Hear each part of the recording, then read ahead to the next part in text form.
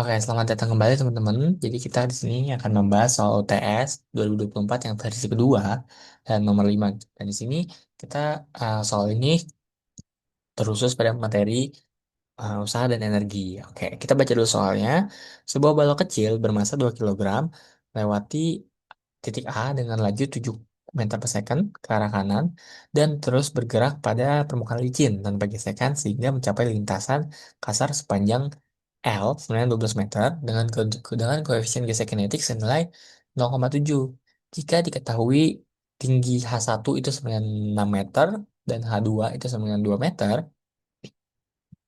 yang pertama, kita diminta untuk menentukan energi kinetik balok pada titik B. Oke, jadi ini merupakan persoalan tentang usaha energi, di mana di usaha energi ini sebenarnya seluruh materinya tuh hanya bergantung sama biasanya cara menjawabnya itu tentang hmm, hukum kekal energi mekanik aja. Jadi dia mengatakan bahwa ketika eh, dalam suatu jalur itu ataupun dalam suatu lintasan itu tidak ada gaya non konservatif gitu ya. Maksudnya gaya non konservatif itu apa? Jadi gaya non konservatif itu adalah gaya gesek gitu. Jadi kalau misalkan nggak ada gaya gesek gitu selama selama jalur itu tuh bisa diterapkan yang namanya hukum kekal energi mekanik. Di mana hukum kekal energi mekanik ini adalah ini. Jadi dia mengatakan bahwa energi mekanik di final atau di akhir gitu ya, itu tuh akan selalu sama ketika energi mekanik di inisial, di awal. Jadi energi mekanik itu apa? Energi mekanik itu adalah jumlah dari energi eh, potensial sama energi kinetik gitu. Oke, pertama-tama kita akan melihat gitu ya. Kan kita diminta untuk apa? Untuk menentukan energi kinetik balok pada titik B. Pada titik B itu pada di bawah gitu ya. Nah, berarti sekarang kita bisa menerapkan itu karena tidak ada gaya gesek di antara jalur dari A sampai ke B. Kita bisa menerapkan antara titik A sama titik B. Berarti kita anggap bahwa finalnya itu adalah B dan juga inisialnya itu adalah A gitu ya. Baik, kita tinggal kerjain nih. Berarti kita gunakan hukum energi mekanik di mana energi mekanik di B itu tuh harus sama aja kayak energi mekanik di A.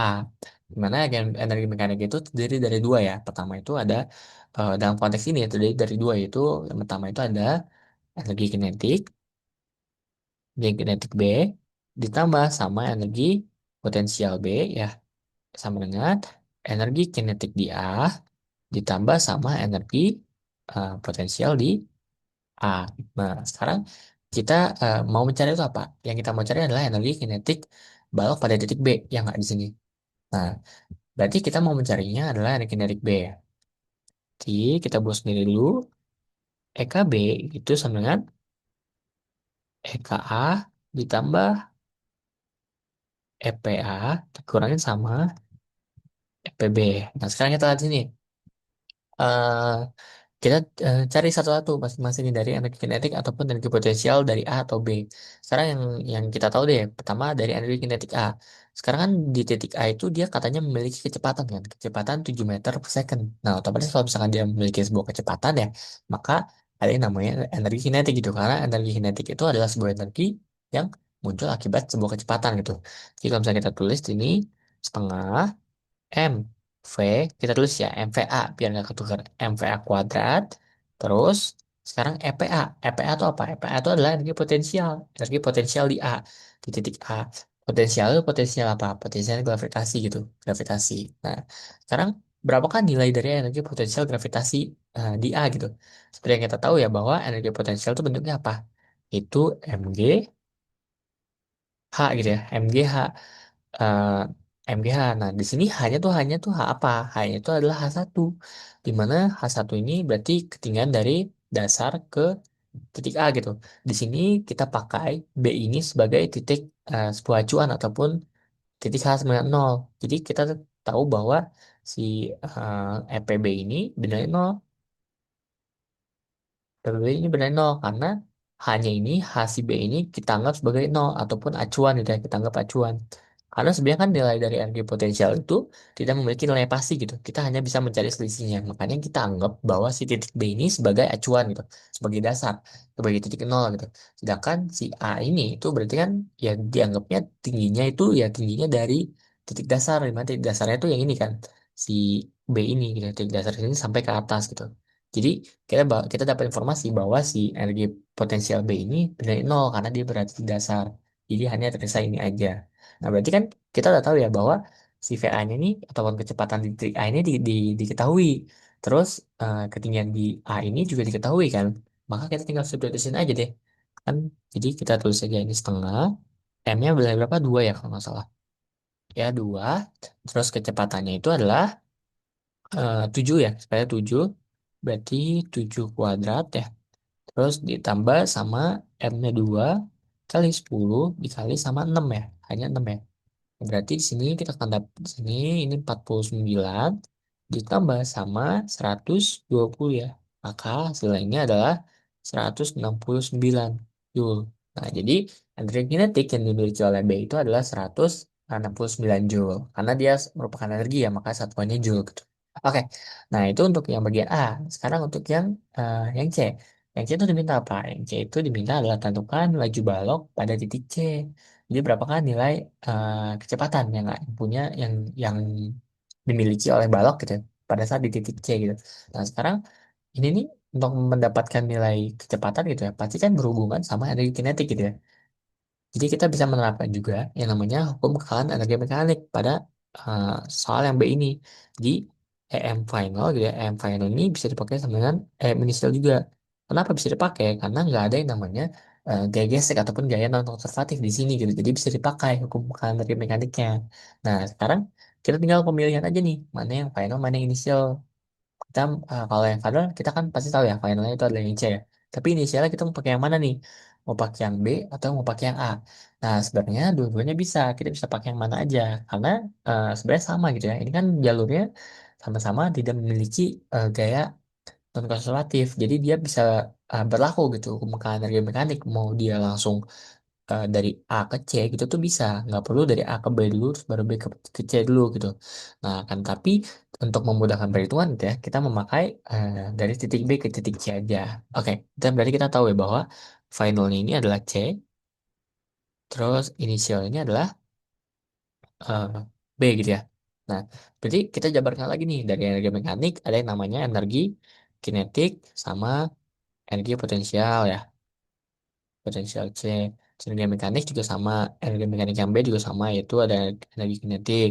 Nah, kan tapi kan kita tahu ya tadi bahwa kita tuh menjadikan bahwa titik B ini sebagai titik acuan gitu, karena dia berada paling dasar di paling bawah.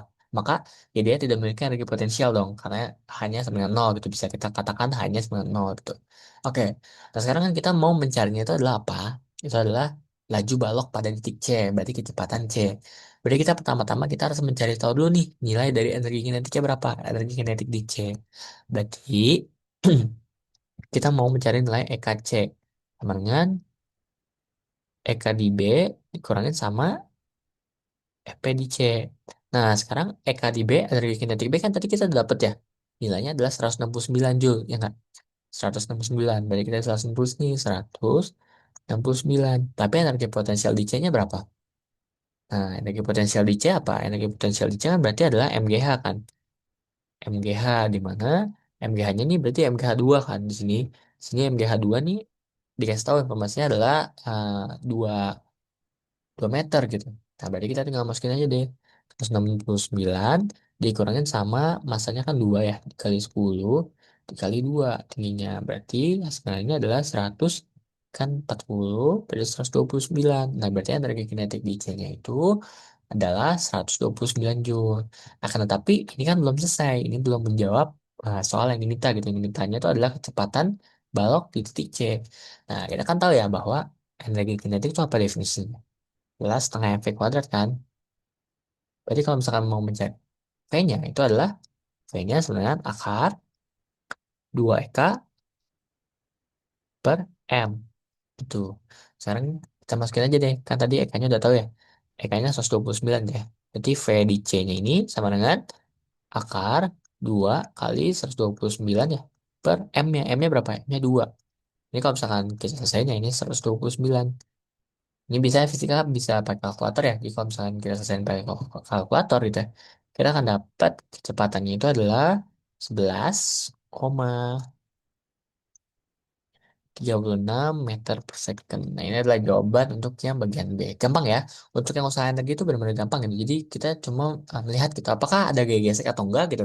Kalau misalkan nggak ada gaya gesek, kita bisa langsung tuh pakai yang namanya hukum kekalan energi mekanik. Dan ini sangatlah berguna gitu, sangatlah kuat gitu untuk menyelesaikan persoalan ini gitu. Dan cuma menyelesaikan aja, kita cuma mengidentifikasi apa aja energi potensial sama energi kinetik gitu. Oke, nah selanjutnya yang C, katanya apakah balok dapat mencapai titik D? Jika jawaban Anda ya, hitunglah laju balok di titik tersebut. Tetapi jika menurut Anda tidak, seberapa jauh balok bergerak dalam area jalur gesekan gitu.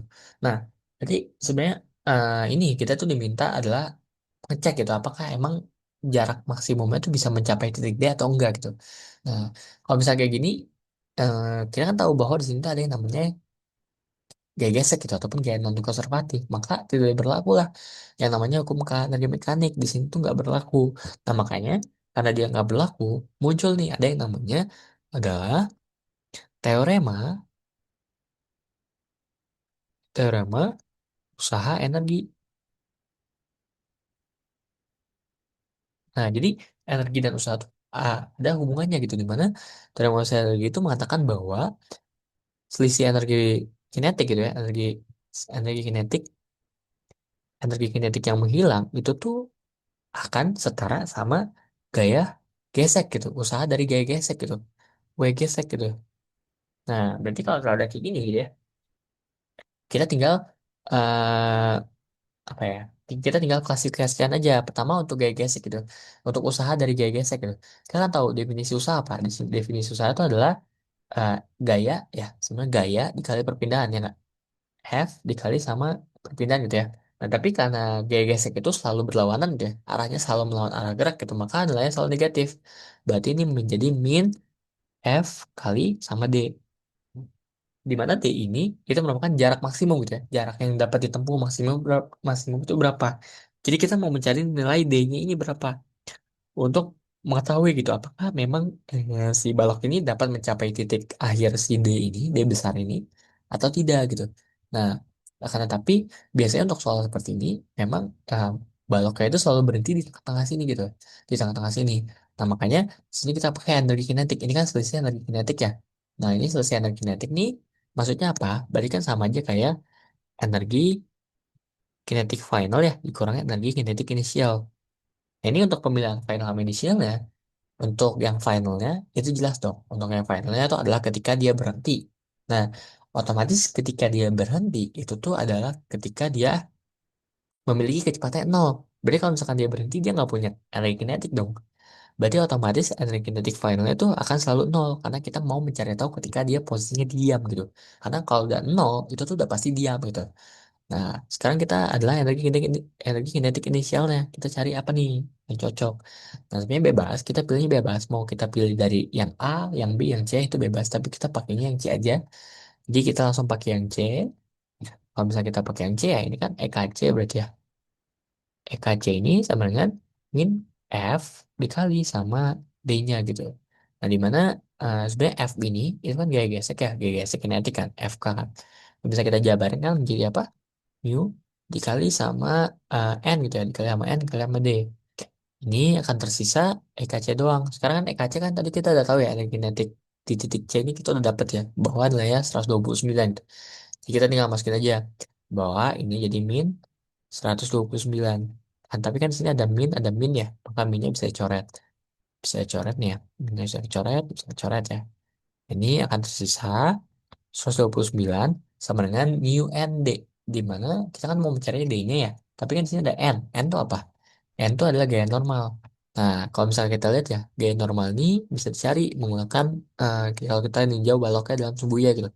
Nah, misalkan baloknya kan baloknya pasti ada punya gaya berat di ke bawah mg, dan ini pasti ada gaya normal ke atas. Nah, kita bisa pakai sini sigma fg sama dengan nol, maka di sini n min mg sama dengan nol, maka n ini sama dengan mg kita dapat, dan ini akan selalu seperti ini gitu bentuknya ya. Jadi n ini kita ubah mu mg dikali d. Nah, kita kan mau mencari adalah nilai d-nya gitu ya, maka d-nya ini sama dengan 129 dikali dibagi ya, dibagi mu-nya berapa? Mu-nya itu adalah koefisien gesekan kinetik 0,7. 0,7. Terus M-nya itu kan 2 ya. 2. Terus G-nya itu adalah 10. Oke, nah ini nanti kita akan dapat, udah kalau misalnya kita hitung pakai kalkulator gitu ya, kita akan dapat di sini D-nya itu adalah 9,21 meter. Nah, jadi dia jarak maksimumnya itu yang bisa dicapai itu adalah 9 meter gitu, 9,21 meter gitu dari titik eh, si C ini. Nah, berarti kalau misalkan kayak gitu ya, kalau misalkan kayak gitu berarti kan kita lihat sini bahwa katanya lintasan kasarnya itu sepanjang L 12 meter. Tapi kan dia cuma menyampe 9,21 meter gitu. Maka untuk jawaban yang C ini, jawaban itu adalah tidak, si balon ini tidak dapat mencapai titik D dan dia berhenti di jalur gesekan gitu ya. Jaraknya itu adalah 9,21 meter gitu. Oke, mungkin itu aja apa yang aku bisa sampaikan gitu ya. Semoga apa yang aku sampaikan bisa bermanfaat buat teman-teman semua dan mudah dimengerti. Sekian dari aku, terima kasih teman-teman semua.